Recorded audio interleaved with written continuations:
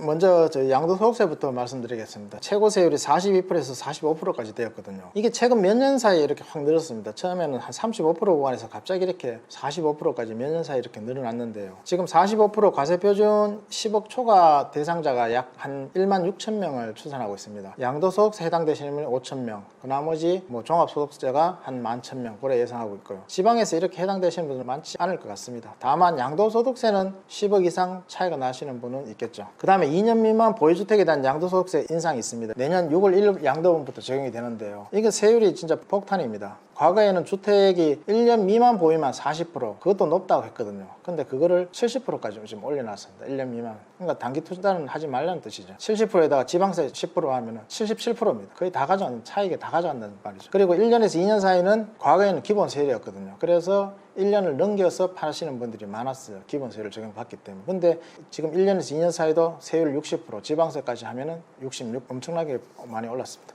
그 다음에 또 중요한 개정사항으로 분양권이 있는데요. 분양권은 1년 미만은 무조건 70%입니다. 그리고 1년 이상 되는 거는 무조건 60%입니다. 이건 기본세율도 없습니다. 60%, 70% 분양권은 두 개밖에 없습니다. 이것도 분양권 파실 때 꼭 주의하셔야 됩니다. 그리고 다주택자에 대한 중과세율이 있는데요. 이건 내년 6월 1일 이후부터 양도분부터 적용됩니다. 예를 들어서 조정 대상 지역 같은 경우는 과거에는 기본세율에다가 2주택인 경우 기본세율의 10%, 3주택은 기본세율이 20%. 그런데 거기에다 10%씩 이제 개정될 내용은 10%씩 더 플러스 됩니다. 2주택은 기본세율의 20%, 3주택은 기본세율의 30%. 이렇게 되면 세금이 상당합니다. 이것도 막상 계산해 보시면은 기본세율을 최고세율을 적용받아 버리면은 지금 최고세율 45%에 3주택 같은 거 30% 플러스 되면 75%입니다. 75%에다 지방세 까면 82.5%입니다. 그냥 다 차익에 다 가져가는 거예요. 다 가져가. 근데 이제 지방의 경우는 조정 대상 지역이 아니기 때문에 지방은 3주택, 4주택, 주택이 많아도 이런 부담은 없다고 보시면 됩니다. 그 다음에 1세대 1주택에 대한 장기보유 특별공제에 거주기간 요건을 추가를 했는데요. 이거는 내년 1월 1일 양도분부터 적용됩니다. 이 거주기간이 없을 경우에 과거에는 지방의 경우 10억, 15억 이렇게 팔아도 양도소득세가 그렇게 많지 않았거든요. 그래서 이게 절세 수단으로 많이 사용됐습니다. 서울 같은 경우도 마찬가지였고요. 그리고 양도 차익이 9억까지는 비과세 시켜줬고 또 양도 차익이 많이 나오더라도 장기보유 특별공제 80%를 해주니까 내가 양도 차익이 2억이 생겨도 80% 해버리면 1억 6천 4천만 원에 대한 세금만 내게 되기 때문에 세금이 상당히 적었거든요. 이 절세로서 가장 좋았는데 그래서 이제는 보유기간에 4% 해주고 거주기간에 4%를 합니다. 예를 들어서 과거에 10년 이상 보유하면은 장기보유 특별공제 80% 해줬는데 지금은 내가 거주를 하지 않았으면 보유기간 40%만 해줍니다. 그 양도 차이가 40%만 장기보유 특별공제를 해줍니다. 그 다음에 또 하나 바뀐 게 주택수에 분양권도 들어갑니다. 과거에는 분양권이 들어가지 않았거든. 우리가 아파트 하나 취득하고 나면 분양권이 발생하는 경우에 그게 잔금을 치르거나 등기하기 전까지는 주택수에 들어가지 않았거든요. 근데 이제는 계약만 하더라도 그것도 주택수에 들어간다는 거 꼭 명심하시기 바랍니다. 그 다음 또 주의사항이 한 가지 있는데요. 내가 집이 두 채가 있다. 10년 보유한 게 있고 5년 보유한 게 하나 있다. 그럼 1세대 2주택이기 때문에 먼저 파는 거는 무조건 양도소득세 해당이 됩니다. 그리고 두 번째 파는 것도 과거에는 내가 2년 보유를 했기 때문에 아니면 2년 거주를 했기 때문에 비과세가 받을 수 있었는데요. 1주택을 먼저 팔고 그 다음날 팔아도 비과세를 받을 수 있었는데요. 지금은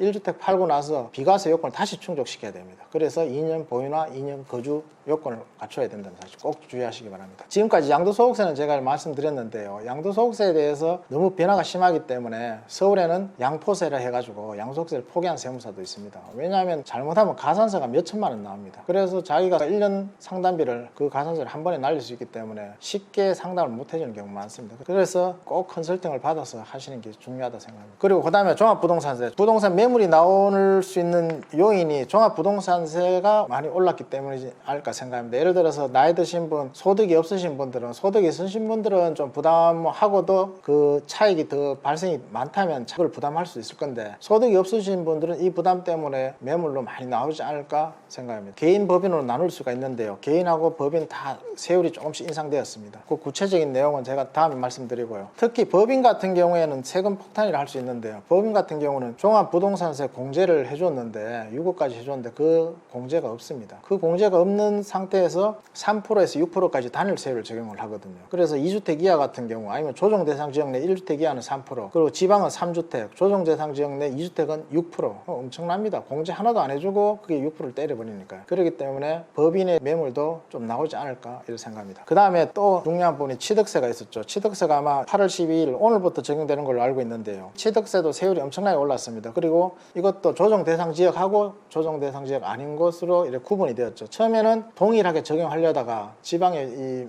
조금 문제가 많다 이래서 아마 조정 대상 지역하고 아닌 것으로 나눈 것으로 알고 있습니다. 조정 대상 지역의 경우에는 1호는 주택 가격에 따라 1에서 3%, 2호는 8%, 3호부터 12%, 그리고 조정 대상 지역이 아닌 것은 1호와 2호는 1에서 3%고 3호 8%, 4호부터 12%입니다. 여기에서 추가적으로 문제가 되는 것은 다세대 주택 가지고 계신 분들은 정말 주의하셔야 됩니다. 다세대 주택은 내가 15호를 가지고 있으면 내가 주택을 한 개 갖고 있는 게 아니고 1세대 15주택이 됩니다. 1세대 15주택이 되기 때문에 15채를 가지고 있는 꼴이 됩니다. 그렇기 때문에 파시는 분은 양도소득세를 조심해야 되고 사시는 분은 취득세를 조심하셔야 됩니다. 폭탄 맞습니다. 그 부분 말씀드리고 싶고요. 그 다음에 또 하나 그 취득세를 인상한 게 증여 부분에 대한 취득세를 인상을 했죠. 서울 같은 경우는 타인한테 매매하다 보니까 양도소득세가 너무 많이 나오니까 그 자녀한테 증여를 해주는 경우가 많았거든요. 그래서 증여세를 내더라도 자녀가 나중에 재산을 취득하거나 다른 부동산을 취득할 때도 취득 자금으로 쓸 수 있게 증여를 많이 해줬거든요. 그게 뭐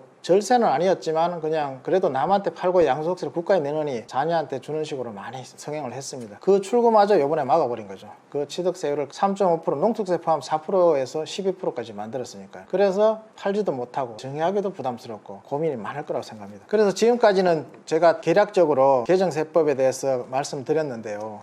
이 법이 하도 자주 바뀌고 많이 바뀌었기 때문에 꼭 매매하기 전에, 등기하기 전에, 아니면 증여해주기 전에 꼭 컨설팅이 필요한 부분입니다. 상담료가 비싸다고 그걸 머뭇거려서는 절대 안 됩니다. 그 이상으로 한번 잘못하면 요즘에는 세금 절세가 문제가 아니고 세금 폭탄을 맞는 경우가 있기 때문에 전문가와 꼭 상담하시기를 바랍니다. 저는 국세청에서 20년 정도 근무를 했고요. 그리고 세무사로서 이제 울산에서 이제 하게 되었고요. 그리고 근무는 이제 동울산 세무서에서 오랫동안 근무를 했습니다. 제 고향은 울산이고요. 그리고 뭐 여러 가지 실무 경험도 있고 안에 국세청에 있을 때 실무 경험과 세무사에서 실무 경험이 많기 때문에 언제든지 상담하러 오시기 바랍니다. 감사합니다.